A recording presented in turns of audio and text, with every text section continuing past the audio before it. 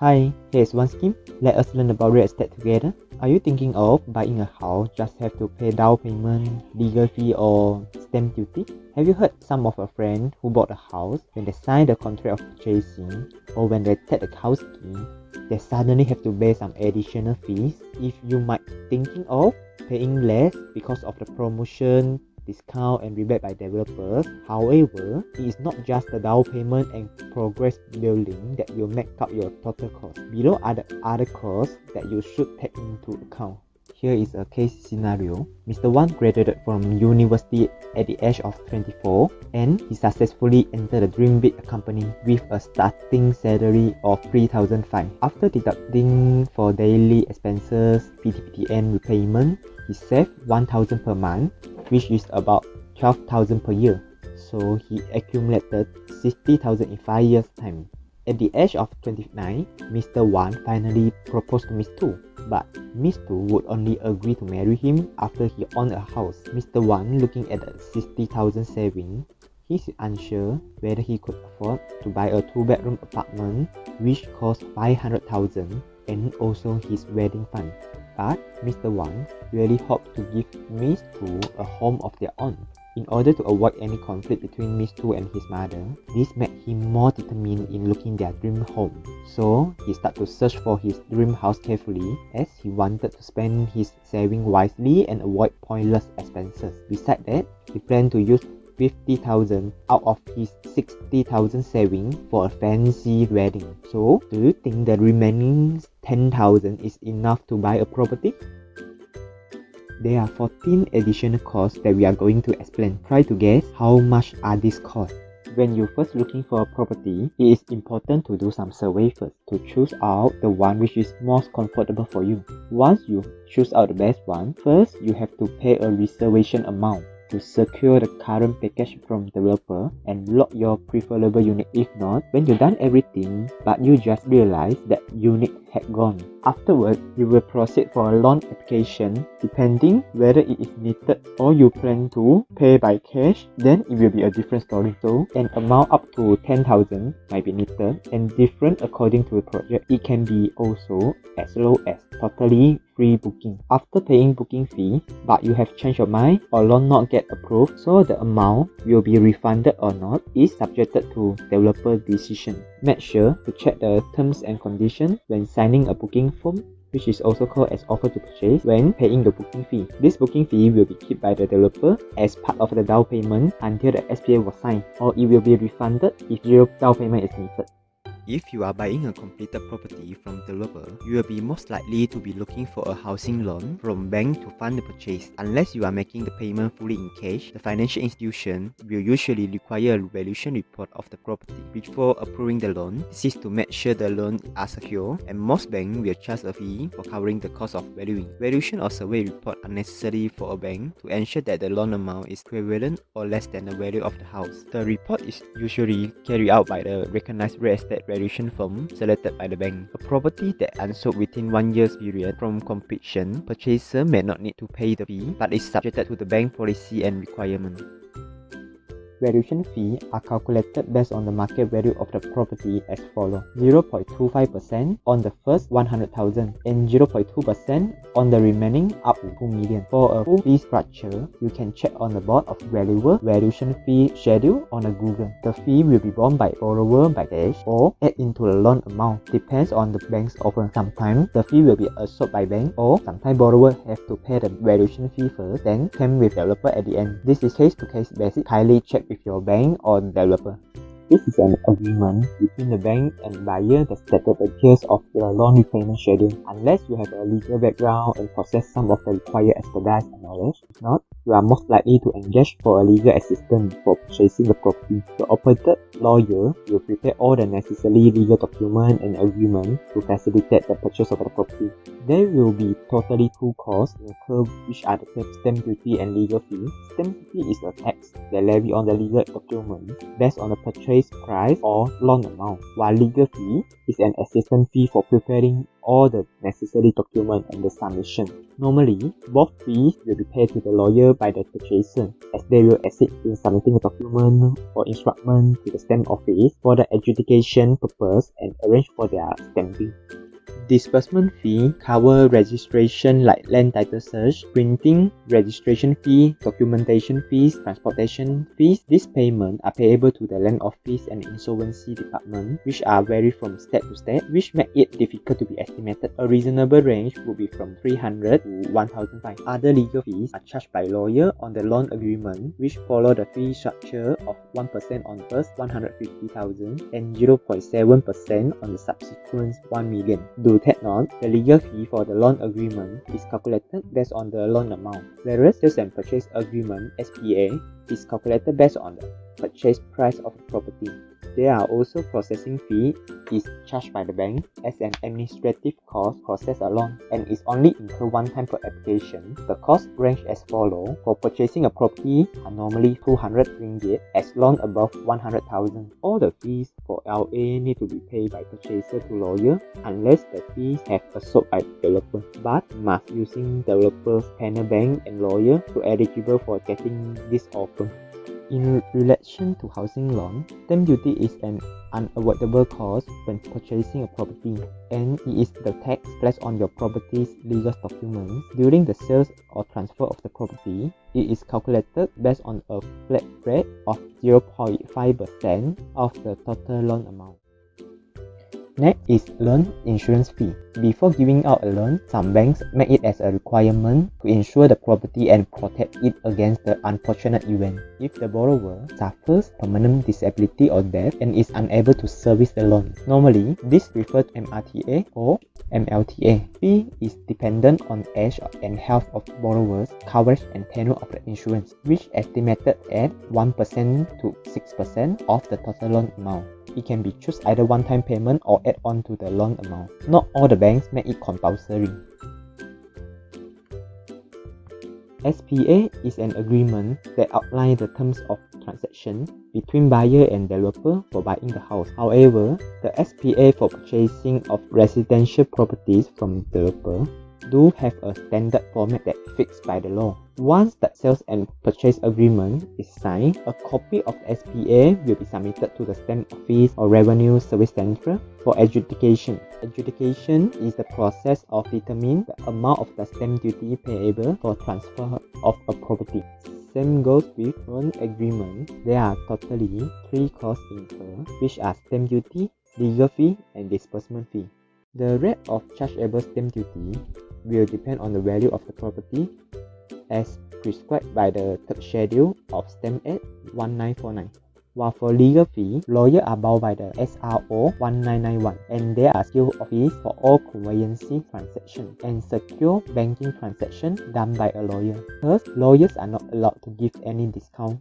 If a lawyer gives a discount on the scale of fee, he could face disciplinary action from the Bar Council. Whatever, there might be zero legal fee if the fee have absorbed by the developer, but must using developer's panel lawyer to eligible for getting the offer. The stamping fee, a copy of the SPA document, is 10 ringgit and normally 4 copies is needed. Legal fees are charged by property lawyer for the SPA, follow the same fee structure as loan agreement. To take note, the SPA legal fee is calculated based on the purchase price of the home. Same goes with loan agreement. A few hundred disbursement fee will be charged. Here is the calculation according to 500,000 property and loan margin at 90%. After all the loan application and preparation of SPA have been done, there is legally 10% down payment of purchase price have to pay upon signing SPA. In normal situation, a 90% loan margin can be get. So how about the remaining 10% down payment? Do we have to pay the upfront cost? How if I don't have enough saving? Due to this, developers are giving attractive rebate or discount package for a new house. This can reduce the upfront payment and burden for a purchaser who without much saving. If you are getting a 10% rebate from developer and getting 90% loan margin, that means zero down payment is needed. But for certain situations, developer will still collect a symbolic fee for down payment. to make sure their cash flow is stable and commitment have been met between purchaser and developer. What if the rebate is 8% and we get in 90% loan margin? Then we have to pay the differential amount, 2% for the down payment. Then why sometimes they are offer like buy house free car package? Or what is the result of getting a higher rebate? For example, 20% rebate is given by developer and you are getting 90% loan margin. So there is totally 110%. So how about the extra 10%? Yeah, it will be given back as a cashback either during the construction period or after the project is completed. If 10% of purchase price 500,000, that means there are totally 50,000 for cashback. That's why you can buy a house free a car. But what is the consequences in getting such higher rebate? Try to think about it. Will the developer doing the business at a loss? Sometimes it is already included in your purchase price, which the market price might actually at 450,000 but sell at 500,000. So if you didn't have a real planning in how to fully utilize the cashback, it might become a burden for you as you are going to pay a higher monthly installment fee. So please use it on the right place. It can be used to cover the progressive interest, pay for other additional costs like renovation or buying furniture or used for investment. Do take note, the final amount that have to pay for down payment still subject to developer's arrangement. After signing of SPA and paying all the upfront additional costs, do we have to pay for anything before we get into our house? How about a 3 years waiting period for the construction to be completed? Do we have to pay anything? Yeah, the answer is yes. There's a progressive interest payment which accumulated at about 2 to 4% of the loan amount. For the construction period, how much is it and how to pay for it? So let's have a look. Monthly payment for a progressive interest depends on the construction progress and the amount that have paid by bank to its developer. A property that regulated by the HDA, you have a payment schedule G for landed residential, while schedule H for strata residential. Let's say you are buying a property that the land is not even clear, piling of the building has yet to begin, then you will not need to begin the payment also. But once the piling or the foundation of the property has been done, within 30 days, your bank will disburse out the money to the developer and you will get a notice to start serving your progressive interest payment. The amount they have to pay is according to the payment schedule. For example, Mr. Wan are buying a 500,000 new residential strata property with a loan margin 90% and 4% interest rate before the property is started to construct, and the 10% down payment that pay upon signing of SPA had already covered by the developer's offer and the package. After completion of 2A, Mr. Wan had to pay the interest of 10% out of the purchase price, which is 500,000 purchase price times 10% loan amount that the bank has disbursed out to the developer according to the payment schedule and construction progress during the period of time, times 4% interest rate times 30 days over 1 year 365 days. It will equal to about 167 per month, and this is just an estimated construction timeline according to an estimation 3 years completion property. So here estimated 10 months for piling completion, and Mr. Wan will only start serving the interest on 11 months onward with monthly 167 until the second phase, which is the structure framework of your specific level of unit. Here we take a middle floor. Once completed, then the amount will increase to 417 per month on the 7th month of second year. As the loan amount that disbursed from bank to developer is accumulated, so your progressive interest payment will also increase until the project is completed and handover, which is after the delivery of working possession (VP). Then you have to start serving your full amount of installment. Thus, please take note of this payment schedule. Although you are buying an under construction property, doesn't mean you no need to prepare your money for the payment. In certain cases, for example by taking government loan, as you are permanent government servant, then you will not need to pay for this progressive interest payment during construction. Otherwise, unless if developer says special offer, you must be ready for the payment. before developer handing over the property to you, you have also need to get ready a certain amount for utilities deposit. These utilities application include electricity supply, where owners make a new account application with TMB, and water supply via Shabas. For TMB, customers are required to pay upfront all the essential charges, which include the connection charges, stamp duty, and security deposit to apply for electricity. The connection charges vary as the TMB engineer will provide the estimate. The stamp duty is about 10 ringgit, but the deposit depends on the type of home.